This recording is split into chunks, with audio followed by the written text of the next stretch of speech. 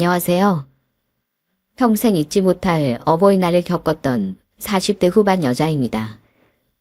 봄꽃이 지고 푸른 여름잎이 고개를 들며 어느덧 어버이날이 다가오고 있죠.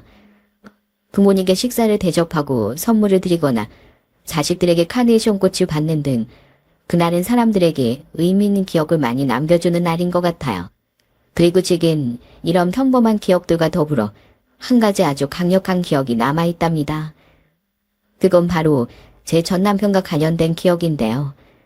그때의 사건과 함께 저는 결국 최악으로 기억돼버린 제 결혼 생활에 대한 이야기 여러분들께 들려드리고자 해요. 저는 나이 27에 3살 많은 남편과 결혼했습니다. 많은 사람들이 그렇듯 흔하디 흔한 소개팅으로 만나 2년을 연애한 끝에 말이죠. 결혼 당시 평범한 중소기업 회사원이었던 남편에 비해 제 벌이가 조금 더 좋았어요. 부동산 일을 하던 친정아버지의 영향으로 저 또한 일찌감치 부동산에서 공인중개사 일을 시작했는데 그 수입이 나쁘지 않았거든요. 게다가 연년생 2아들 중 큰아들이 4살이 됐던 앤 친정아버지의 약간의 도움을 더해 제 부동산을 차리며 수입은 더 많아졌죠. 그렇다고 어디 가서 떵떵거리고 살 정도는 아니고 박봉이었던 남편의 벌이에 비해 제 수입이 많았던 것뿐이긴 하지만은요. 늘 고맙고 미안해 여보. 남편이 내가 책임지고 가족을 건사해야 하는데 당신보다 내가 돈을 못 벌어와서 말이야. 심지어 시간이 자유로운 당신이 애들도 더 많이 돌봐주고 집안일도 도맡아 해주잖아. 내가 당신한테 항상 염치가 없다. 남편은 저에게도 부동산을 차리게 도와준 친정아버지에게도 많이 고마워했습니다. 그리고 한 번 이혼한 뒤론 혼자 살던 시숙님과 손아래 시누이도 며느린 더 어려워해야 할 남의 집 귀한 딸이라며 늘 저를 위해 주시던 시어머니도 모두 좋은 사람이었어요. 하지만 단 한 명 문제는 시부였죠. 여보, 아까부터 물 좀 떠오라니까 왜 안 줘? 지압이 목말라 죽게 할 셈이야? 하여튼 저 밥벌레 평생 뭘 제대로 하는 것도 없이 내 돈만 축 내고 있지? 당시엔 카센터를 운영하고 있었지만 원래 군인 출신이었던 시부는 굉장히 가부장적이고 보수적인 사람이었어요. 항상 자신은 꼼짝도 않고 앉아서 자식들과 시어머니에게 이거 해라 저거 해라 여기가 더럽다 국이 짜다 하면서 뭐든지 다 시켜대더라고요. 특히 가장 만만한 상대인 시어머니에게 가장 심하게 굴었죠. 늘 기가 죽어있던 시어머니가 안쓰러워 언젠가부터 전 시부에게 종종 화를 내곤 했습니다. 아버님, 어머님한테 말씀이 너무 심하신 거 아니에요? 평생 자식들 키우랴 집안일 하랴 가정에 헌신한 어머님 아니었으면 어떻게 지금의 아버님 있겠어요? 뭐야? 이것이 돈 좀 잘 번다고 오냐오냐 해줬더니만 어디서 건반지게 시애비한테 그 소리야? 야 현서봐, 너 네 마누라 가서 똑바로 못하냐? 죄송해요 아버지. 여보 그만해. 우리 아버지 원래 저런 분이신 거 아니잖아. 평생을 시부에게 억압당하며 살아왔던지라 시숙님과 남편, 시누이 모두 시부에게서 시어머니를 잘 지켜주지 못했어요. 그래서인지 시어머니를 포함한 모두가 제게 고맙고 미안해하곤 했죠. 어느 날 저는 답답한 마음에 시어머니께 화를 내기도 했습니다. 어머님도 아버님한테 화도 내고 그러세요. 왜 그렇게 당하고만 사세요? 어머님이 아무 소리 안 하니까 아버님이 그래도 되는 줄 알고 더 저러시는 거잖아요. 아니면 그냥 저희 집에 들어와서 아버님하고 떨어져서 사시던지요. 그래도 가족을 위해서 돈 번다고 평생 애쓴 양반이잖니.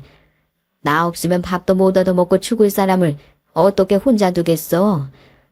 늘 나를 위한 착한 마음에 화내주는 거 잘한다. 내가 답답하고 못난 시어미라 미안하구나. 우리 고맙고 사랑스러운 며느리 어디 내가 한 번만 안아보자. 시어머니는 그 작고 따뜻한 몸으로 저를 안아주며 몇 번이나 고맙다는 말을 반복하셨습니다. 마음 같아선 정말 시부와 안 보고 살고 싶었어요. 하지만 답답한 면은 있어도 이토록 절 따뜻하게 대해주는 시어머니를 외면하기도 쉽지 않았죠. 시어머니는 본인 자식들보다 가장 먼저 절 챙겨주셨던 데다 시부에게 쓴소리 들어가면서도 꼬박꼬박 제 친정 부모님 명절 선물까지 챙겨주고 안부 전화까지 해주던 분이셨으니까요. 그래도 시부 한 사람만 빼면 제 결혼 생활은 나름대로 행복하고 평탄했습니다. 하지만 저희 큰아들이 9살이 되던 해부터 그런 제 일상에 금이 가기 시작하더군요. 그의 남편은 다니던 회사가 부도가 나며 그만 실직을 해버렸어요. 가뜩이나 당신한테 늘 미안했는데 이제 내가 실업자까지 돼버렸으니 어쩌면 좋아. 미안해 여보. 괜찮아. 직장이야 또 구하면 되지. 내가 있는데 무슨 걱정이야. 저는 크게 좌절한 남편을 위로하려 노력했습니다. 남편은 계속해서 취업에 실패했고 점점 자존감도 쪼그라들어갔어요. 그러더니 실직한 이듬해 대뜸 친한 형과 볼링장 사업을 크게 벌여보고 싶다고 하더라고요. 그때 전 난생 처음 남편 의견에 아주 크게 반대했습니다. 사업은 그렇다 쳐도 동업은 절대 안 돼. 당신 몰라? 우리 큰외삼촌이 친구랑 동업하다 사기당해서 빚더미 오른 거. 적어도 혼자 책임질 수 있는 일을 벌여야지. 동업은 절대 안 돼. 아무것도 장담할 수 없는 게 동업이야. 만약 당신 끝까지 우기면 그때부터 우리 경제권을 각자 관리하는 거야. 같이 관리했다가 언제 어떻게 될지 아무도 모르는 거니까 우리 애들을 위해서. 당시 집엔 제 벌이뿐이었기에 저는 경제적 불리라는 초강수까지 뒀지만 남편은 끝내 제 뜻을 꺾고 동업을 시작했습니다. 어찌됐든 그동안 모아뒀던 돈은 남편과 제가 함께 번 돈이었기에 그중 반에 가까운 돈이 남편 사업 자금으로 쓰이게 되는 건 막을 수가 없었죠. 남편은 거기에 자신의 이름으로 큰 대출까지 받아 그 사업에 뛰어들었어요. 나도 남잔데 언제까지 당신 벌이만 부러워하면서 살기 싫어. 나도 꼭 이번 기회 성공해서 당신한테 당당하고 멋진 남편이 돼 보일 거라고 하는 말과 함께 말입니다. 아직 어린애들 생각에 불안함에 발을 동동거리는 저는 본체도 하지 않고 말이죠. 그래도 남편이라고 처음 몇 달간 적자 때문에 허덕이던 남편을 위해 저는 몇 번 대출금 납부를 도와줬어. 반대하긴 했어도 제 남편 사업인데 당연히 잘 되길 바라는 마음으로 말입니다. 다행히 남편의 볼링장은 조금씩이나마 자리를 잡으며 남편의 숨통을 피워주더라고요. 그런데 아직 남편 앞으로 대출이 많이 남아있던 사업 시작 2년 뒤 이번엔 시댁에 큰일이 터지고 말았어요. 그러니까 내가 당신한테 그놈의 도박 좀 작작하라고 했죠? 시끄러워. 남자가 바깥 생활하다 보면 이럴 때도 있는 거지. 자기 손으로 돈 한 푼 벌어본 적 없는 여편 내가 뭐 말이 많아. 하루 시부가 가진 재산과 집을 모두 도박으로 날려버린 거예요. 시어머니와 자식들 누구에게도 말하지 않고 계속해서 대출받아 기사 회생하려다 결국 집도 날리고 거실금 주방 하나 방 하나 있는 월세방으로 이사하게 된 거죠.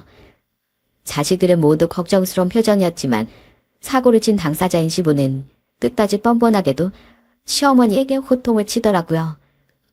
그런 시부가 너무 한심하고 짜증났지만 반면 시어머니는 너무 불쌍하고 안타까워 모른 척 할 수가 없겠더군요. 그래서 결국 전 제 돈과 약간의 대출을 껴서 방 3개짜리 전셋집 하나를 시부모님께 구해드렸습니다. 당시 남편은 돈도 전부 사업 자금으로 쓰고 아직 추가 대출을 받을 수도 없는 상황이었으니까요. 고마워요 재수씨. 제가 장남이 돼서 이럴 때 가진 돈이 하나 없다는 게 너무 부끄럽네요. 제가 주식에 함부로 손을 댔으면 안 됐던 건데. 저도요 새언니. 아시죠? 저희 남편 이번에 프랜차이즈 식당 시작하면서 모은 돈 다 투자한 거요. 새언니한텐 늘 죄송하고 감사한 일 뿐이네요. 어차피 돌려받을 전세금인데요 뭐. 부모님 일인데 당연히 상황이 되면 도와야죠. 당시 시부모님을 도울 상황이 안 됐던 시숙님과 시누이 그리고 남편은 모두 제게 고마워했습니다. 시어머니 면목이 없다며 제 손을 잡고 우셨고 그때만큼은 시부도 제게 민망한 듯 고맙다 하고 기어들어가는 목소리로 인사를 하시더라고요. 그들 시댁에 갈 때마다 시부는 단 한 번도 제게 이거 해라 저거 해라 시키는 일이 없었죠. 저는 그래도 시부가 최소한 고마움을 아는 사람인 줄 알았어. 하지만 이후 시부와 더불어 남편의 몰랐던 본 모습까지 점차 드러나기 시작했습니다. 장채준, 장채영. 감히 아버지가 집에 있는데 방에서 큰 소리를 내? 니들 당장 나와. 해초리 맞게. 애들한테 왜 그래? 자기들끼리 게임하면서 재밌게 놀고 있는 거구만. 사업 때문에 바쁘다 어쩐다 하면서 집엔 관심도 없더니 유독 요새 들어서 애들한테 리모컨 가져와라, 물 가져와라 시키고 뭐 아버지 존경하라느니 어쩌느니 하느냐 말이야. 누가 이런 일로 애들한테 회초리를 들어. 가장의 기가 꼿꼿이 서야 집안이 제대로 돌아가는 거야. 내가 이 집 기둥이고 하늘인데 당연히 내 뜻에 따르고 날 존경해야지. 당신도 마찬가지야. 내가 그렇다면 그런 거지. 애들 앞에서 날 이렇게 무시해? 됐고, 짜증나니까 물 한 잔 가져와봐. 뭐? 당신은 손이 없어, 발이 없어?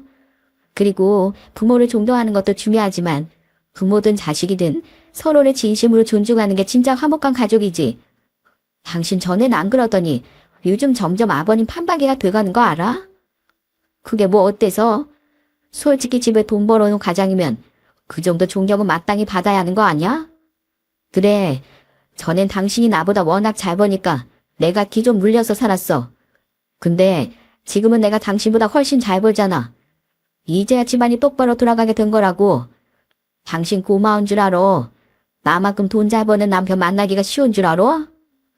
당신 말대로면 훨씬 오래 당신보다 돈 잘 벌고 집안일 육아까지 다 한 날 당신은 그럼 여왕 모시듯 하고 살았어 했던 거 아니야?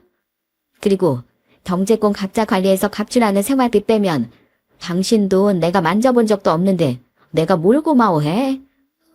당신 사업 안정될 수 있게 있냐고 지켜준 나한테 오히려 당신이 고마워해야지. 남편의 사업은 시댁 전셋집 문제 이후 빠르게 풀렸습니다.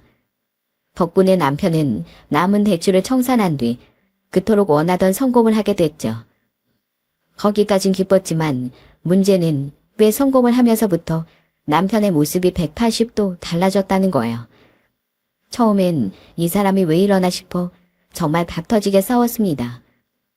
애들도 점차 그런 자신들의 아빠를 싫어하고 멀리하기 시작했죠. 그렇게 지겹도록 싸워보니 알겠더군요.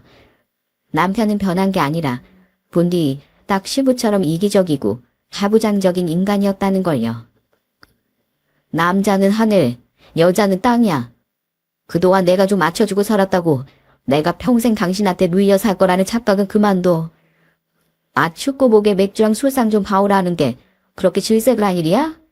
여자가 돼선 나도 이제 돈 잘 벌어. 왜 이래 이거. 집에서 이 정도 큰 소리 칠 자격은 충분하다고. 당신 오늘 쉬는 날이었잖아. 근데 지금 막 퇴근한 나한테 그딴 말을 해대는데 내가 기분이 좋겠어? 그건 돈 문제가 아니라 배려의 문제지. 남편은 그동안 벌이에 대한 자격지심 때문에 제게 본 모습을 보이지 못했을 뿐이었던 거죠. 그런데 제가 시어머니처럼 자신에게 순종하지 않자 이 집 구석은 가장을 존경할 줄 아는 사람이 없다며 붕어파는 형이란 사람과 함께 골프 치고 술을 마시는 등 밖으로 나돌기만 했죠. 게다가 그 와중에 시부는 전셋집에 들어간 지 얼마 안 됐을 때부터 제게 줄기차게 돈을 요구하더군요. 어머마, 너 내가 저번에 달라고 했던 50만 원 왜 여태 안 주냐? 제가 언제 드린다고 했어, 아버님? 그 돈 가지고 또 경마로 가실 게 뻔한데요. 아버님 지금 하시는 주차관리 요원 일로 생활비 충분하시잖아요. 사람이 어떻게 밥만 먹고 살아? 취미생활도 좀 하고 그래야지. 아무튼 저는 못 드리니까 제발 전화로 돈 얘기 좀 그만하세요. 저번에 아가씨랑 고모부한테까지 계속 전화해서 돈 달라고 하셨다가 아가씨 이혼까지 시킬 뻔하셨잖아요. 그때 아가씨한테 인연 끊길 뻔하셨으면서 아직까지 정신 못 차리셨어요? 주식으로 쫄딱 망해 계속 정신 못 차리던 시숙님에게선 나올 돈이 없었고 시누이와 시매부에게 돈을 요구하다 거의 인연을 끊기다시피 했었던 시부는 남은 저와 남편에게만 매달렸던 겁니다. 남편은 가끔씩 돈을 보내는 것 같았는데 제겐 어림없는 소리였죠. 차라리 난생 처음 어렵게 식당 설거지를 구해 일하시던 시어머니께 몰래 지어드렸으면 또 모를까 말입니다. 저는 점점 지쳐갔어요. 금세 정신 차리겠거니 인내했던 남편은 갈수록 다른 사람이 되어갔고 시부까지 저 날리니 아무리 시어머니가 제게 잘해준다 한데 결혼 생활에 대한 의지가 사라지고 있던 거죠. 그렇게 결혼 생활에 대한 회의감이 들 때쯤 시댁에 또 다른 불행이 들이닥치고 말았습니다. 어머마, 내가 글쎄 암이라는구나. 상황이 좋지가 않대. 어째 단 하루도 편안할 날이 없니? 시어머니는 몸이 좋지 않아 혼자 병원에 가서 검사를 받아보셨다며 제게 전화를 거셨어요. 전셋집 2년 계약 만료 뒤 재계약을 마치 몇 달 뒤의 일이었죠. 그 뒤 사기 판정을 받은 시어머니는 암투병을 시작하셨습니다. 수술은 불가능한 상황이라 항암 치료 받으며 긴 입원과 짧은 퇴원을 반복하셨죠. 그런데 저처럼 자주 시어머니 찾아가던 시숙님과 시누이, 시매부와 달리 시부와 남편은 어쩌다 한 번씩만, 그것도 아주 잠깐씩만 얼굴을 비추더라고요. 아버님, 다른 사람도 아니고 어머님이 이렇게 아프신데 좀 자주 오셔서 챙겨주셔야 하는 거 아니에요? 어머님이 평소 아버님한테 어떻게 하셨는데 아버님이 아픈 어머니께 이러시면 안 되죠. 내가 옆에 있으면 네 시어머니 병이 낫는다냐? 병 걸린 사람 옆에 있으면 그 사람까지 병이 온다고 했어. 어차피 네 시엠이 안 죽는다. 암 걸려도 요새 낫는 사람이 태반이야. 유난 떨지 마라 좀. 여보, 당신은 자식이 돼서 어머님한테까지 아버님처럼 똑같이 볼 거야? 어떻게 아들이란 사람이 암 걸린 엄마를 많이 봐야 한두 달에 한 번씩 찾아뵈. 평생 힘들게 당신 키워주신 당신 엄마라고. 시간 많은 당신이 계속 가 있으면 되잖아. 볼링장이 할 일이 없는 것 같아도 은근 사장으로 살 게 많다니까? 그리고 아버지도 그러시잖아. 어머니 안 돌아가실 거라고. 요새 의료기술이 얼마나 좋은데. 내 일은 내가 알아서 하니까 당신 그 잔소리 좀 그만해. 아휴, 당신이 그러니까 내가 더 집에도 들어가기 싫은 거야. 열불이 터져 화를 냈지만 두 부자가 어쩜 저렇게 뻔뻔하고 똑같던지요. 옆에서 통화를 듣고 있던 두 아들도 질린다는 표정을 지었죠. 그런데 그 와중에 더 화가 났던 건 시어머니가 잠시 퇴원하셨을 때 시부의 행동이었어요. 아니, 어머님, 지금 뭐 하시는 거예요? 아버님, 아픈 어머님한테 지금 밥 차리라고 시킨 거예요? 차라리 시켜먹거나 하시지. 직접 밥을 챙겨주시지 못할 망정. 지금 뭐 하시는 거예요? 김치찜에 소주가 담겨서 내 참을 수가 있어야지. 집에 음식할 사람이 있는데 왜 시켜 먹어? 그리고 네 시엠이 입원해 있을 때 혼자 차려 먹은 것도 가장이 돼서 서러워 죽겠는데 퇴원했을 때 밥 좀 차리라고 한 게 뭐 대수라고 유난이냐? 다 살만하니까 병원에서도 퇴원시킨 거겠지. 아버님, 짐승도 무리해서 아픈 동료가 있으면 챙겨준다는데 어떻게 어머님한테 이렇게까지 하세요?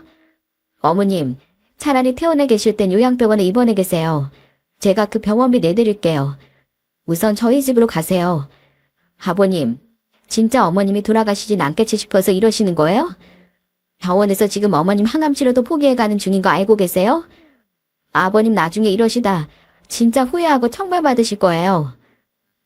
시어머니 챙기러 남편과 시댁에 갔던 전 시어머니에게 음식을 시키고 자신은 TV를 보며 흡연까지 하고 있는 시부를 보고 기겁을 했습니다. 그땐 남편도 이건 아니다 싶었는지 얼른 시어머니의 짐을 챙기며 제 눈치를 보더군요. 저는 그 길로 시어머니 잠시 집에 모셨다가 그 뒤부턴 대학병원에서 치료를 받지 않으실 땐 요양병원으로 편하게 모셔드렸죠. 시부는 전셋집 문제로 그래도 제 눈치를 보던 때라 씩씩대긴 해도 더 이상 아무 말도 못하더라고요. 그리고 시어머니는 결국 암투병을 한 지 2년이 채 되지 않아 그만 세상을 떠나셨습니다. 시어머니는 세상을 떠나시기 일주일 전 병실 서랍에서 웬 흰 봉투를 꺼내 제게 건네주며 이렇게 말씀하셨어요. 이게 뭐예요, 어머님? 난 젊었을 땐 집 형편이 어려웠어도 나가서 일을 못했다. 여자가 밖을 쏘다니면 허파에 바람만 들어간다면서 네 시아버지가 날 못 나가게 했거든. 그래서 암에 걸리기 직전에 잠시나마 늙음하게 식당 일을 했던 게 난 나름대로 즐거웠단다. 그때 벌었던 돈 중에 생활비 빼고 네 시애비 몰래 널 주려고 모아놨던 돈이야.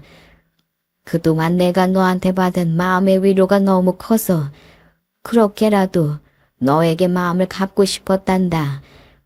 어머마, 네 눈엔 내 인생이 참 미련하고 초라해 보였겠지만 나름대로 좋은 인생이었다고 생각한단다.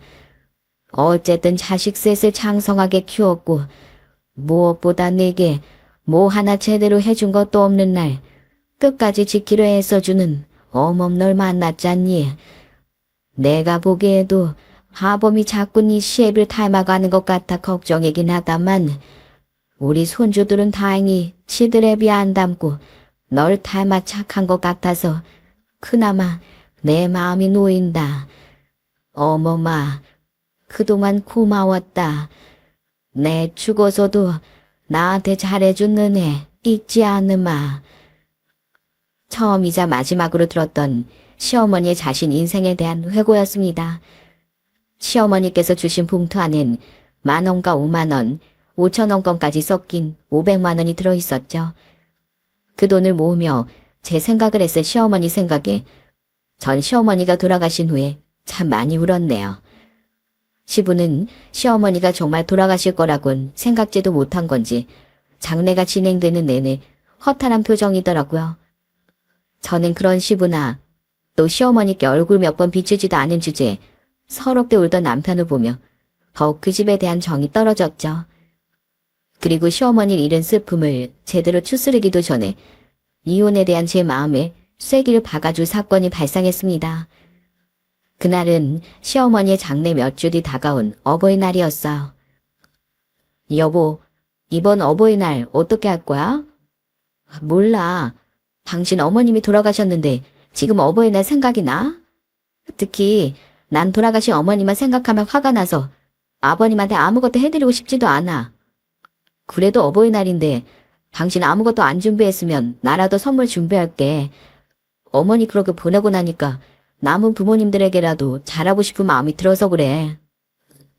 시부가 꼴도 보기 싫어 저는 그 애인 시부를 챙기지 않고 저희 부모님께만 조용히 혼자 다녀오려고 했습니다.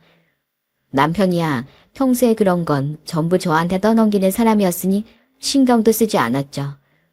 그런데 웬일로 남편이 제 눈치를 보며 저렇게 말하더군요. 대꾸할 힘도 없었거니와 효도하고 싶다는데 굳이 왜 말리겠습니까? 하지만 아직 시부를 보고 싶지 않다고 하자 당연히 그럴 수 있다며 시댁엔 나중에 제 마음이 풀리면 가고 우선 어버이날엔 친정 먼저 가자고 하더라고요. 그렇게 우린 어버이날 저녁에 애들과 다 같이 친정에 가게 됐죠. 왔니? 네 오빠랑 새언니는 갑자기 사돈댁이 일이 생겨서 다음 주 주말에 나온다더구나. 어서 오게 장서방. 사부인 일 때문에 마음고생 많았을 텐데 이렇게 우리 챙겨주러 와줘서 고맙네. 부모님은 남편을 따뜻하게 안아주며 다시 한번 위로해 주셨습니다. 그렇게 저녁을 먹고 커피를 마시는데 남편이 준비했다던 선물을 아버지께 드리더군요. 그리고 쇼핑백에서 친정아버지가 꺼내신 물건을 보고 저와 친정엄마의 표정은 삽시간에 굳어버렸어. 옆에 앉아있던 당시 14, 15살이던 아들들도 경악을 했죠. 이건 양말 세트 아닌가? 내 장인어른 저번 저희 어머니 장례식 때 보니까 양말이 많이 해주셨더라고요. 원래 선물은 가장 필요한 걸 주는 거잖아요. 뭘 선물해드릴까 하다가 그때 생각이 나서 준비했어요. 장모님 키 크시니까 발도 크시죠? 장모님도 같이 신으시라고 넉넉한 세트로 준비했어요. 아, 고맙네. 남편이 준비했다던 선물은 바로 남성 양말 세트였습니다. 그것도 박스를 보니 브랜드조차 없는 시장표였죠. 딱 봐도 알 정도로 싸구려였으니 저희 부모님께서 얼마나 당황하셨겠어요. 더군다나 남성용 양말을 엄마에게 같이 신으라뇨. 게다가 더 화가 났던 건 생각해보니 그 양말 세트 박스는 시어머니가 돌아가시기 전부터 저희 집 구석에 처박혀 있던 거였다는 거예요. 누가 선물이랍시고 자기 줬는데 뭐 이딴 걸 줬냐며 남편이 아무렇게나 집에 들고 와 던져놨던 기억이 났거든요.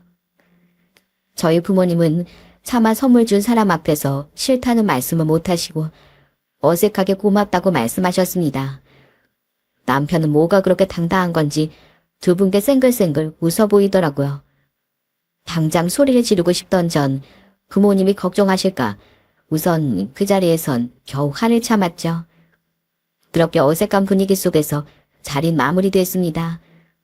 저는 집에 가서 이 인간을 가만두지 말아야겠다 생각하며 술을 마신 남편 대신 집을 향해 차를 운전했어요. 그런데 집에 가는 도중 남편의 휴대폰으로 시부에게 전화가 오더군요. 약간 술에 취해 있던 보조석의 남편은 비몽사몽하며 전화를 받더라고요. 그런데 차 안이 너무 조용해서인지 시부의 목소리가 저와 애들에게까지 모두 들리지 않겠어요? 그리고 그 통화 내용은 아주 가관이었습니다. 아범아. 네가 아까 어버이날 선물로 보낸다던 300만 원 잘 입금된 거 방금 확인했다. 사업 시작하더니 우리 둘째 아들 통이 아주 커졌구나. 고맙다. 잘 쓰마. 아, 네네. 그런데 이거 어머한텐 얘기하지 말아달라고 했지? 사돈은 다른 거 줄 거라고? 그래, 잘 생각했다. 어차피 그쪽 집엔 돈도 많잖아. 네 처갈 줄 돈 있으면 나한테 더 줘. 그리고 어멈 잘 꼬셔서 나 집으로 모실 거라고 했지? 그럼 이 전세집 빼고 돌려받는 보증금은 어멈한테 얘기해서 나한테 좀 주라고 설득해주면 안 되겠냐? 이 도박은 말이야. 한 돈이 생명인데 주차요원에서 본 돈을 생활비 하랴 뭐하랴 다 하고 나면 남는 게 없어. 상황 보고 얘기해 볼게요. 야, 네 아빠 말 나한테 다 들린다. 남편의 술기운 때문인지 시부의 목소리가 우리에게 들릴 거라곤 생각지 못했던 것 같더군요. 하지만 모든 내용을 들어버린 차디찬 제 목소리에 순간 술이 확 깬 듯한 표정을 짓더니 아버지, 제가 나중에 전화 드릴게요. 하고 말하곤 전화를 끊어버리더군요. 뒷좌석에 탔던 애들은 거의 숨소리조차 제대로 내지 못하고 있었죠. 남편은 제게 비밀로 한 채 시부에게만 300만 원을 주고 그것으로도 모자라 저와 상의도 없이 절 꼬셔서 시부를 집에 모시려고 한 거예요. 집에 도착하자마자 저는 여보하고 저를 불러 제끼던 남편에게 소리를 빽 질렀습니다. 채준이, 채영이, 너희 방에 들어가 있어. 당신 뭐하는 인간이야? 뭐? 우리 부모님한텐 시장부 양말 세트 주더니 당신 아빠한텐 300을 보내? 이게 당신이 준비했다는 그 대단한 선물이야? 그리고 그걸 나한테 숨기려고 들었단 말이야? 이럴 거면 왜 나서서 챙겨준다는 소리를 해? 그냥 네 아빠한테 알아서 300 보내고 끝낼 것이지. 너 지금 나 놀리냐? 그게 아니고 난 당신이 우리 아버지한테 화난 마음을 이렇게라도 풀었으면 하는 마음에 장인 장모님도 찾아뵈려고 한 거야. 그리고 그 양말은 정말 장인어른한테 필요할 것 같아서 내가 직접 산 거야. 시장표가 더 튼튼하다잖아. 우리 아버진 당신도 알다시피 장인어른과 달리 지금 제일 필요하신 게 돈 아니겠소? 게다가 엄마의 형도 내 동생도 이번 어버이날엔 아버지 안 찾아가겠다길래 자식된 마음에 너무 안타까워서 조금 더 챙겨드린 거야. 직접 사? 누굴 바보로 아냐? 누가 쓰잘데기 없는 거 선물이랍시고 줬다고 당신이 집에 던져놨던 거잖아. 그리고 아주버님이랑 아가씨가 괜히 그래? 다 아버님이 자초한 일이지. 오죽했으면 자식들이 부모를 외면하겠냐고.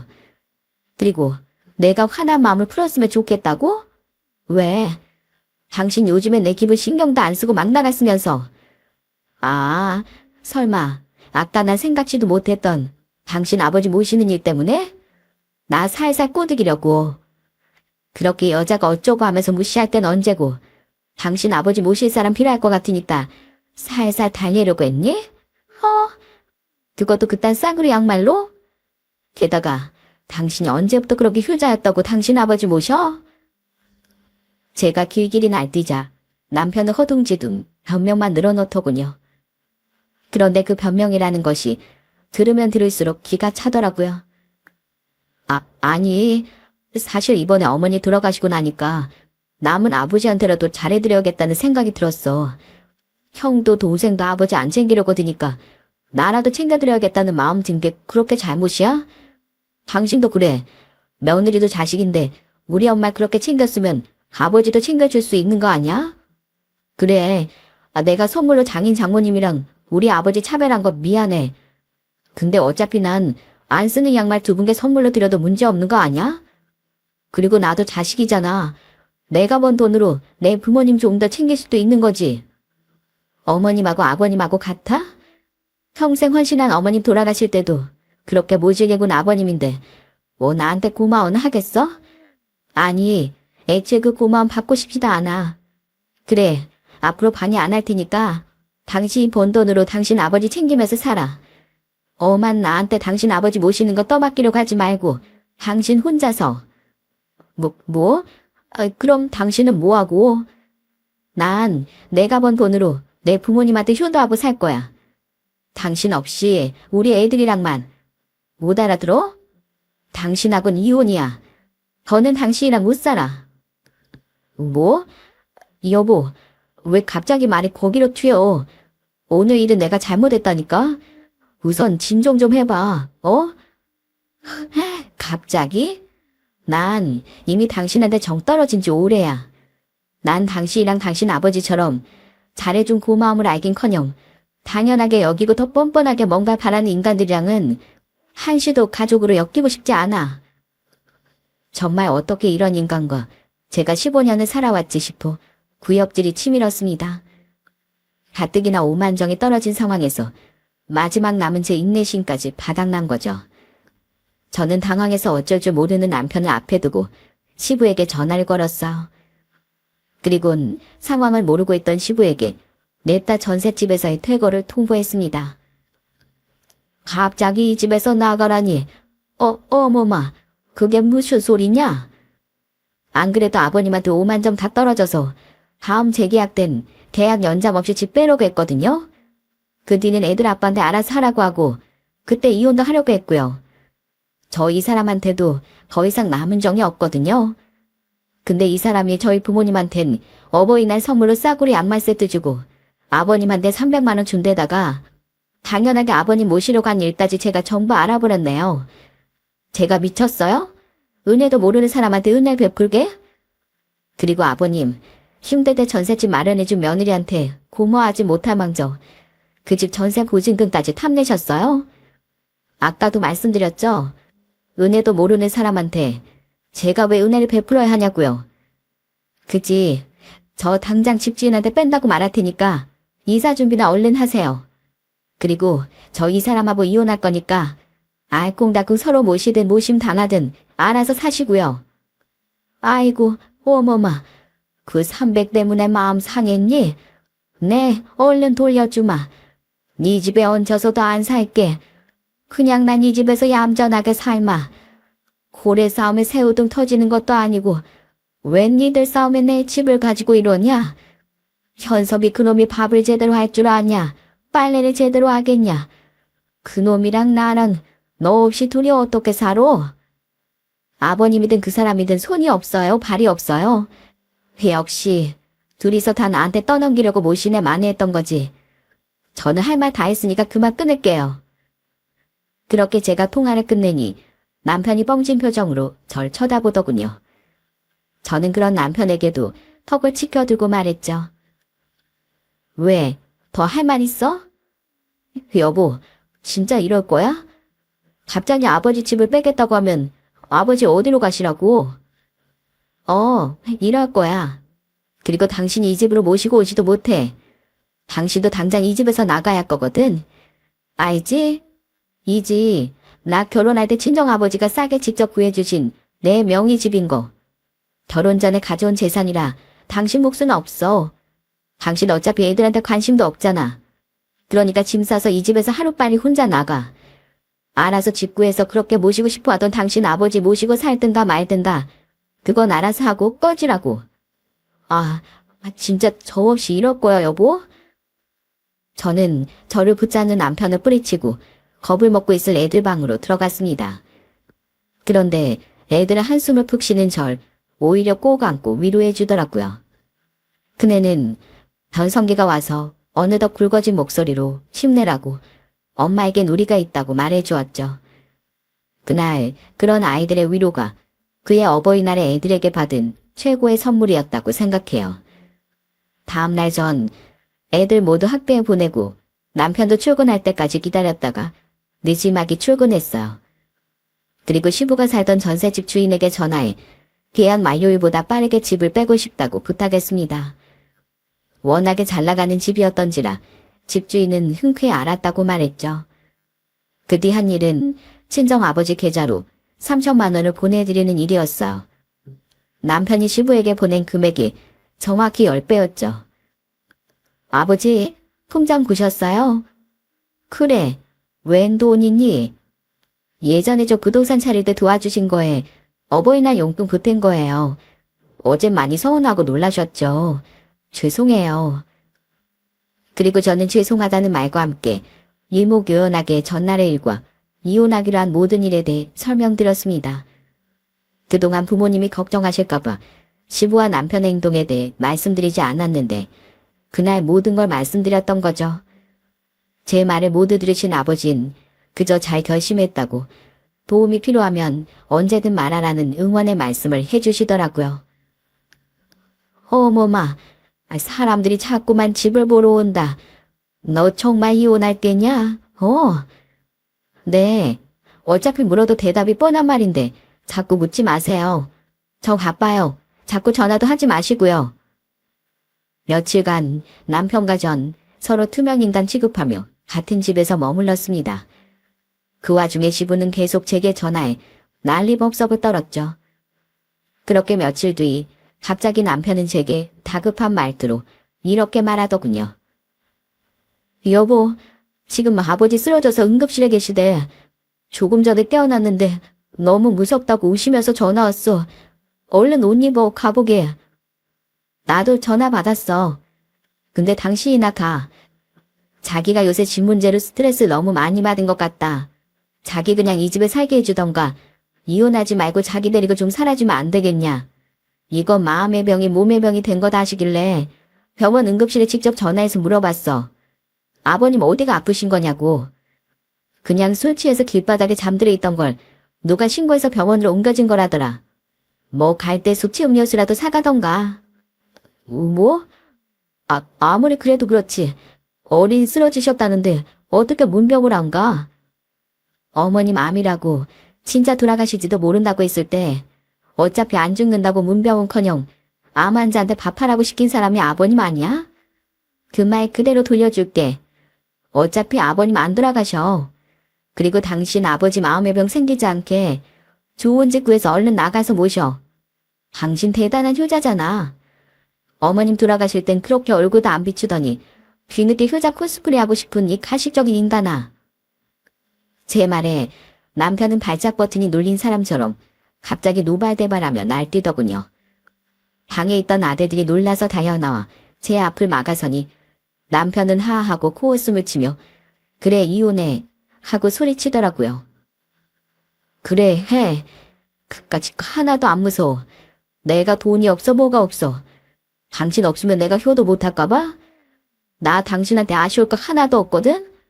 그래 이 집 내가 나갈게.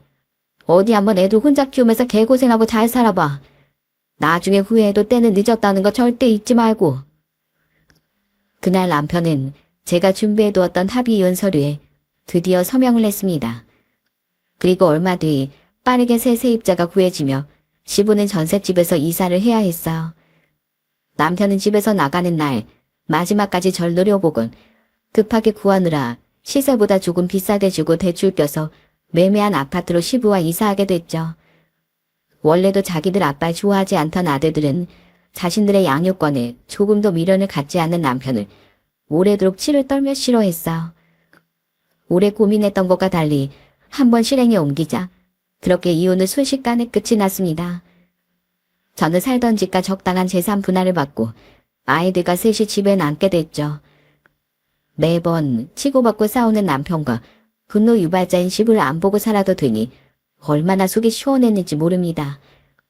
이렇게 좋을 줄 알았으면 진즉 이혼할 거라며 아들들과 축하 파티까지 열었다니까요. 저는 연락온 시숙님과 시누이와도 작별 인사를 했어요.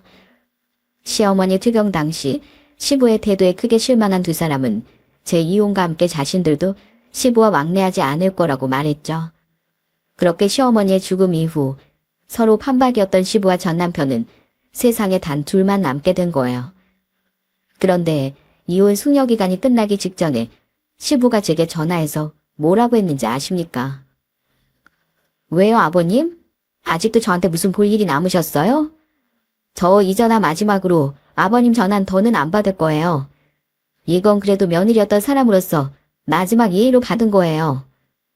어머마, 현섭이 그놈이 글쎄 날 방 한 칸짜리 전세방 구해서 쫓아냈다. 날 모신다기에 내가 그냥 물 몇 번, 밥 몇 번 데려가라고 시켰더니만 나랑 둘이선 도저히 못 살겠다면서 날 여기로 쫓아냈단 말이다. 자긴 방 3개짜리 아파트 살면서 그렇게 효도한다고 말하더니 이게 뭐냐. 어머마, 현섭이 그놈이 못돼서라기보단 원래 시부모 모시는 건 여자가 해야 하는 거라. 그놈이 힘겨웠던 게 거다. 알지? 네가 날 모셔만 준다면 내가 네 시어머니한테만큼 못되게도 안 하고 정말 잘해주마. 내 남은 재산도 나중에 다 너한테 줄 테니까 이 이혼 마지막으로 다시 생각해주면 안 되겠니?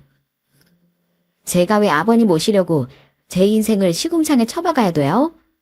그리고 평생 아버님이 헌신한 어머님이 아플 때 그렇게 못되게 굴어놓고 아버님은 자식들한테 버리면 안 받을 줄 아셨어요? 제가 아버님한테 해드릴 수 있는 건 없고요. 앞으로 연락받을 생각도 없어요. 그럼 안녕히 계세요. 마지막까지 정말 진절머리 나는 사람이었습니다. 이후 이혼을 마무리한 전 이제 아이들과 친정 부모님만 신경 쓰며 날아갈 듯한 마음 가벼운 나날을 살았습니다.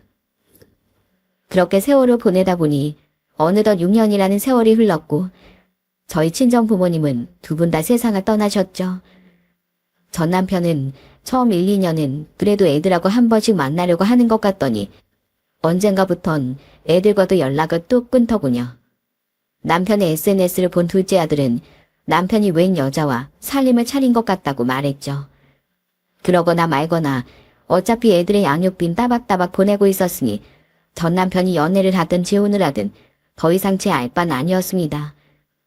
그런데 제가 이 사연을 쓰기 2주 전 저는 아주 처량하기 짝이 없어진 전 남편의 근황을 듣게 되었어. 바로 올해로 21살이 된 대학생 큰아들에게 전 남편이 전화를 걸었기 때문이었죠. 큰아들은 휴대폰 화면을 보고 인상을 찌푸리더니 이내 저와 둘째가 다 있는 자리에서 스피커폰으로 전화를 받더군요. 우리 큰아들 잘 지냈니? 아빠 안 보고 싶었어? 네, 안 보고 싶었어요. 근데 무슨 일이세요? 녀석, 지 엄마 닮아서 쌀쌀맞긴. 저기 채준아, 다름이 아니고 조금 있으면 어버이날인 거 알지? 우리 채준이 아빠가 성인 될 때까지 양육비도 따박따박 보내줬는데 그동안 못했던 효도 아빠한테 한 번 해야 하지 않겠어? 동생 채영이도. 네? 갑자기 전화해서 그게 무슨 똥딴지 같은 소리세요? 사실은 있지. 야, 아빠가 요새 좀 힘들다. 아빠랑 동업하던 그 볼링장 사장 아저씨 기억나니? 그 인간이 글쎄 내 앞으로 빚만 잔뜩 만들어 놓고 도망갔지 뭐냐. 뒤늦게 알고 보니까 그놈이 나 몰래 대출 엄청나게 많이 야금야금 받아놨었더라고. 그게 감당이 더 안 될 것 같으니까 나한테 떠넘기고 도망을 간 거지. 결국 그놈 잡지도 못하고 아빠 볼링장 헐값에 넘기고 살던 집도 팔아야 했다. 아빠 너무 불쌍하지 않니?